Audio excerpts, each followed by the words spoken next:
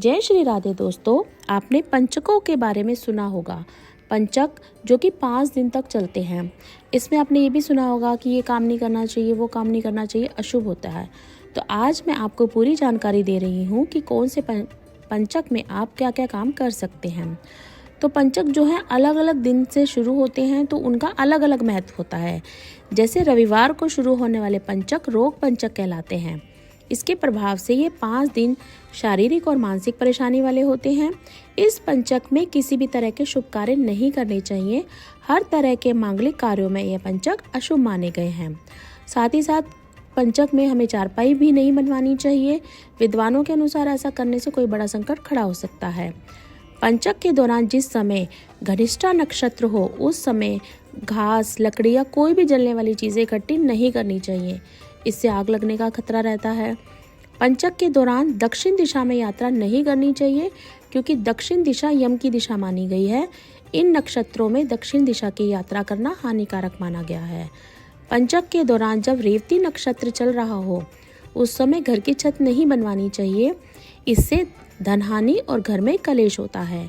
पंचक में शव का अंतिम संस्कार करने से पहले किसी भी योग्य पंडित की सलाह अवश्य लेनी चाहिए। यदि ऐसा ना हो पाए तो शव के साथ 5 पुतले आटे या कुश एक प्रकार की घास होती है, से बनाकर अर्थी पर रखना चाहिए और इन 5 का भी शव की तरह पूर्ण विधि विधान से अंतिम संस्कार करना चाहिए। तो पंचक दोष समाप्त हो जाता है। यह गरुड़ पुराण में लिखा हुआ है। पंचक में आने वाले नक्षत्रों में शुभ कार्य भी हो सकते हैं। पंचक में आने वाला उत्तरा भाद्रपद नक्षत्र वार के साथ मिलकर सर्वार्थ सिद्धि योग बनाता है। वहीं घनिष्ठा, शतभिषा, पूर्वा भाद्रपद व रेवती नक्षत्र यात्रा, व्यापार, मुंडन आदि शुभ कार्यों में श्रेष्ठ माने गए हैं। पंचक को भले ही अशुभ माना जाता है, लेकिन इस दौरान सगाई, विवाह आदि शुभ कार्य भी किए जाते हैं।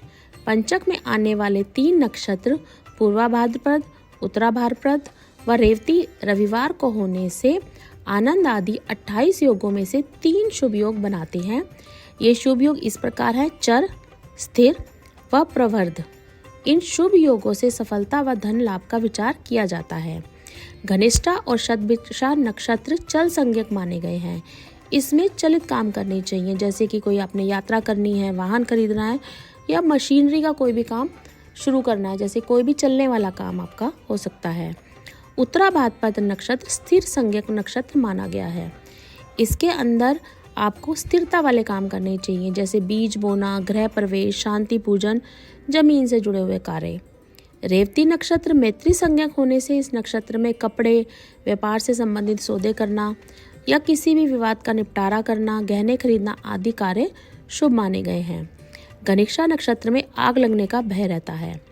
शतभिषा नक्षत्र में वाद विवाद होने के योग रहते हैं। पूर्वा भाद्रपद रोग कारक नक्षत्र है, यानी इस नक्षत्र में बीमारी होने की संभावना सबसे अधिक रहती है। उत्तरा भाद्रपद में धन हानि के योग रहते हैं। रेवती नक्षत्र में नुकसान व मानसिक तनाव होने की संभावना रहती है। सोमवार को शुरू होने वाले पंचक राज पंचक कहलाते हैं। ये पंचक शुभ माने गए हैं। इसके प्रभाव से इन 5 दिनों में सरकारी कामों में सफलता मिलती है। राज पंचक में संपत्ति से जुड़े काम करना अति शुभ माना गया है। मंगलवार को शुरू होने वाले पंचक अग्नि पंचक कहलाते हैं। इन 5 दिनों में कोर्ट, कचहरी और विवाद आदि के फैसले, अपना हक प्राप्त करने के लिए किए जाने वाले कार्य किए जा सकते हैं और इस पंचक में अग्नि का भय रहता है। इस पंचक में किसी भी तरह का निर्माण कार्य, औजार और मशीनरी कामों की शुरुआत करना अशुभ माना गया है। इससे आपको नुकसान हो सकता है। शनिवार को शुरू होने वाले पंचक मृत्यु पंचक कहलाते हैं। जैसे नाम से ही पता चलता है कि ये अशुभ दिन से शुरू होने वाले ये पंचक मृत्यु के बराबर परेशानी देने वाले होते हैं। इन दिनों में किसी भी तरह से जोखिम भरे काम नहीं करने चाहिए। इसके प्रभाव से विवाह, चोट, दुर्घटना आदि होने का खतरा बना रहता है। शुक्रवार को शुरू होने वाले पंचक चोर पंचक कहलाते हैं। विद्वानों के अनुसार इस पंचक में यात्रा करने की मनाही है।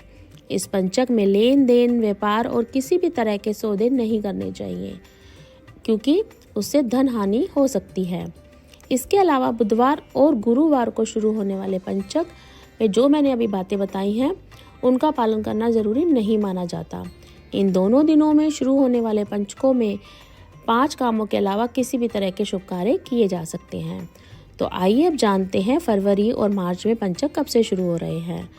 फरवरी में पंचक 27 फरवरी को बृहस्पतिवार को शाम को 4:37 पर शुरू हो रहे हैं और पंचक खत्म होंगे 3 मार्च 2025 सोमवार को सुबह 6:39 पर।